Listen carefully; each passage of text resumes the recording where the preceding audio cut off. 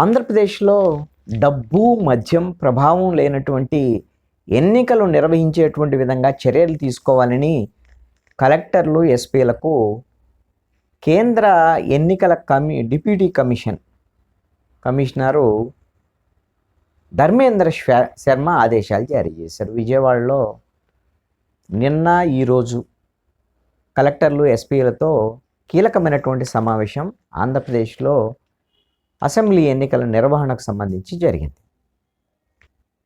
2024 Andhra Pradesh assembly ఎన్నికలతో పాటుగా లోక్సభ ఎన్నికలు కూడా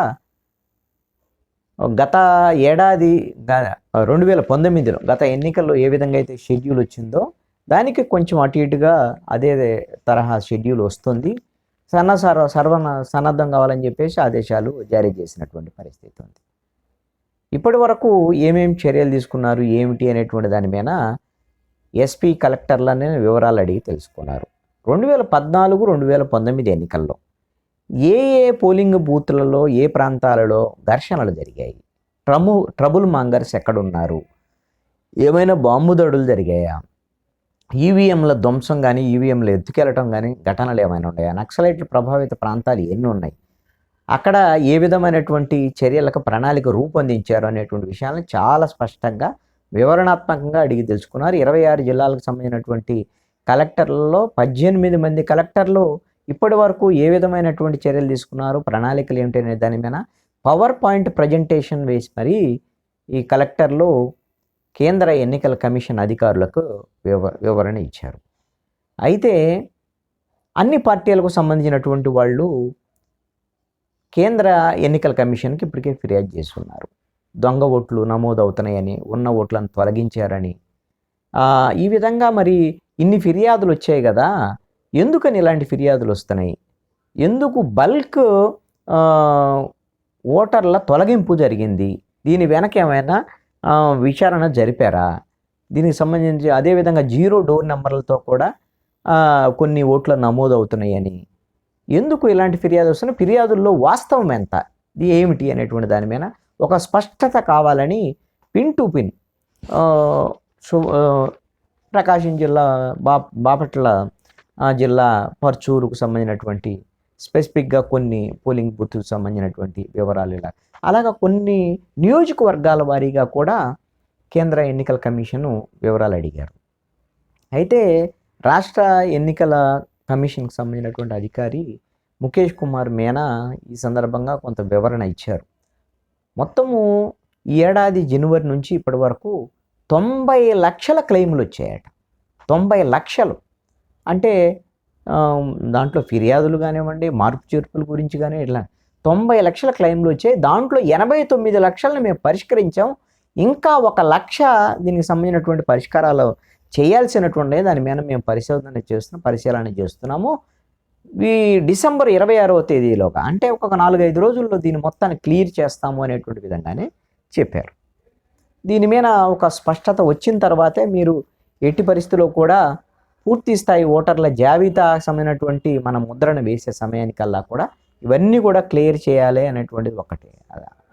రెండో అంశం ఏమిటి అని అంటే, అర్హత ఉన్నటువంటి ప్రతి ఒక్కళ్ళు కూడా ఓటు హక్కు పొందేటువంటి విధంగా చర్యలు తీసుకోవాల్సినటువంటి అవసరం ఉంది అనేటువంటిది కలెక్టర్లు, అదేవిధంగా ఎస్పీ ఆర్డీఓలు, ఎంఆర్ఓలు, బూత్ లెవెల్ ఆఫీసర్ల వరకు కూడా ఏ బూతుల్లో తక్కువగా ఓట్లకు సంబంధించినటువంటి నమోదు ఉంది, ఏ ఓట్లలో బల్క్గా ఓటర్ల తొలగింపుకు సంబంధించినటువంటి వ్యవహారాలు ఉన్నాయి, అక్కడ ఎందుకు ఉన్నాయి, శాస్త్రీయంగా దాని మీద పరిశోధన జరిపారా, కేస్ టు కేస్ స్టడీ చేశారా అనేటువంటి వివరాలను కూడా అడిగి తెలుసుకున్నారు. అయితే ఇక్కడ కీలకమైనటువంటి అంశం ఏమిటి అని అంటే, ఈ బల్క్ అప్లికేషన్కి సంబంధించినటువంటి విషయంలో ఒక పార్టీకి సంబంధించినటువంటి వాళ్ళు ఓట్ల తొలగింపు కోసం ఇంకొక పార్టీ వాళ్ళు ఈ ఓట్ల తొలగింపు కోసం అట్లాంటి బల్క్ అప్లికేషన్లు మీరు ఎందుకు అంగీకరించారు, ఏమిటి అనేటువంటి దాని మీద స్పష్టంగా అడిగితే పర్చూరుకు సంబంధించినటువంటి దాని మీద స్పష్టత ఇచ్చారు. కొన్ని అవకతవకలు జరిగినట్టుగా మేము గుర్తించాము, అలాంటి అధికారుల మీద కేసులు కూడా పెట్టాము అనేటువంటి విధంగా కూడా కలెక్టరు వివరణ ఇచ్చినటువంటి పరిస్థితి ఉంది.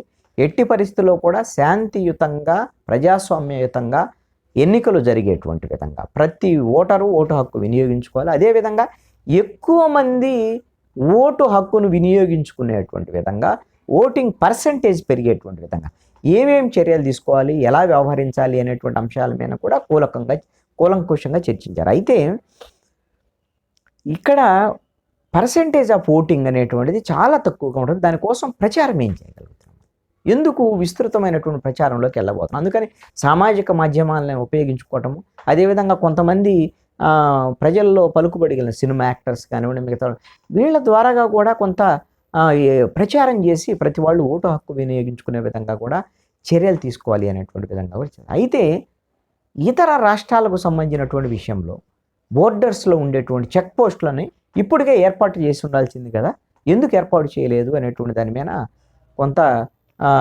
ప్రశ్నించినటువంటి పరిస్థితి అయితే ఉంది. ధర్మేంద్ర శర్మ ఎస్పీ కలెక్టర్లని, మీరు తక్షణమే ఇతర రాష్ట్రాల నుంచి ఆంధ్రప్రదేశ్లోకి వచ్చేటువంటి బోర్డర్ చెక్ పోస్టులను వెంటనే ఏర్పాటు చేయండి, తనిఖీలను కూడా చేపట్టండి. ప్రధానంగా డబ్బు మద్యం అనేటువంటిది పంపిణీ జరగకుండా శాంతియుత పద్ధతుల్లో ప్రజాస్వామ్యతంగా ఎన్నికలు జరిగేటువంటి విధంగా చర్యలు తీసుకోవాలనేటువంటి విధంగా ఆదేశాలు జారీ చేశారు.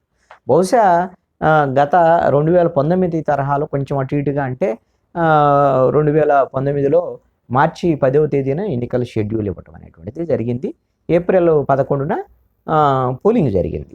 మే 23వ తారీఖున, ఎందుకంటే లోక్సభ ఎన్నికలన్నీ ఉన్నాయి కాబట్టి ఆ షెడ్యూల్స్ అన్నీ అయిపోయిన తర్వాత ఓట్ల లెక్కింపు జరిగింది మే 23న. కాబట్టి ఈసారి కొంచెం అటు ఇటు అంటే ఒక 20 రోజులు ముందుకు రావచ్చు అని అంటున్నారు. బహుశా మార్చిలోనే పోలింగ్ ఉంటే ఉండొచ్చేమో, అంటే ఫేజ్ మేనర్లో జరుగుతాయి కాబట్టి మనకి ఎప్పుడు ఫేజ్ వస్తుందో తెలియదు. మరి ఎన్నికలు అయితే అయిపోయిన తర్వాత లెక్కింపు అయితే మాత్రం ఫైనల్ దాంట్లోనే ఉంటాము. బహుశా ఎన్నికల షెడ్యూల్ మాత్రం ఫిబ్రవరిలోనే వచ్చేదానికి అవకాశాలు ఉన్నాయి. అందుకు సంబంధించినటువంటి పూర్తి స్థాయి సర్వసన్నద్ధంగా ఎన్నికల కమిషన్ అయితే అధికారుల వైపు నుంచి అయితే పూర్తి సర్వసన్నద్ధంగా ఉన్నట్లుగా స్పష్టమవుతుంది.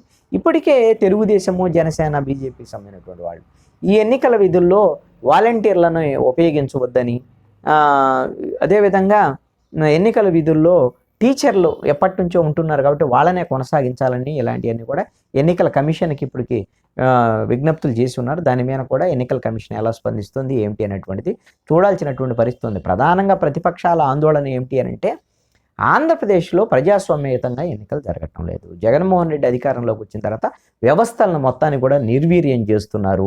స్థానిక సంస్థల ఎన్నికల్లో అయితే పంచాయతీలు, అదేవిధంగా మున్సిపాలిటీలు, ఎంపీటీసీ, జడ్పీటీసీ ఎన్నికల్లో రాష్ట్ర ఎన్నికల కమిషన్ పరిధిలో జరిగినటువంటి వాటిలో అసలు ప్రతిపక్షాలు నామినేషన్లు వేయకుండానే తీవ్రమైనటువంటి ఒత్తిళ్లు చేయటము, వ్యవస్థలు నిర్వీర్యం చేసి పోలీసు శాఖ సంబంధించినటువంటి వాళ్ళు ప్రతిపక్షాల మీద బెదిరించటము, మీకు అక్రమ మద్యం కేసులు పెడతాం, గంజాయి కేసులు పెడతాం, మీరు నామినేషన్లు ఇస్తే ఒప్పుకోమనేటువంటి విధంగా నామినేషన్లు వేసిన వాళ్ళని కూడా విత్డ్రా చేయించడం, ఇలాంటివన్నీ చేశారు అనేటువంటిది ప్రతిపక్షాల యొక్క ఆరోపణ. పోనీ కేంద్ర ఎన్నికల కమిషన్ పరిధిలో జరిగినటువంటి తిరుపతి ఉప ఎన్నికలకు సంబంధించిన తిరుపతి పార్లమెంట్లో కూడా బయట ప్రాంతాలకు సంబంధించినటువంటి వాళ్ళని ఏకంగా బస్సుల్లో తీసుకొచ్చి అక్కడ కళ్యాణ మండపాల్లో పెట్టి పెద్దిరెడ్డి రామచంద్రారెడ్డి, చెవిరెడ్డి భాస్కర్ రెడ్డి వీళ్ళందరూ కూడా వాళ్ళతో ఆ దొంగ ఓట్లన్నీ కూడా దొంగ ఓటర్ ఐడి కార్డులు పుట్టించి మరి ఆ విధంగా ఓట్లు వేయించిన బీజేపీ అభ్యర్థి కూడా అక్కడ పోటీ చేశారు. వాళ్ళు కూడా కేంద్ర ఎన్నికల కమిషన్కి తెలుగుదేశం వాళ్ళు ఫిర్యాదు చేశారు, బీజేపీ వాళ్ళు ఫిర్యాదు చేశారు. ఎవరు ఫిర్యాదు చేసినా కానీ కనీసం కేంద్ర ఎన్నికల కమిషన్ కూడా స్పందించలేదు అనేటువంటి దాని మీద ఈ రోజున ప్రతిపక్షాలన్నీ ఆందోళన చెందుతున్నటువంటి పరిస్థితి ఉంది.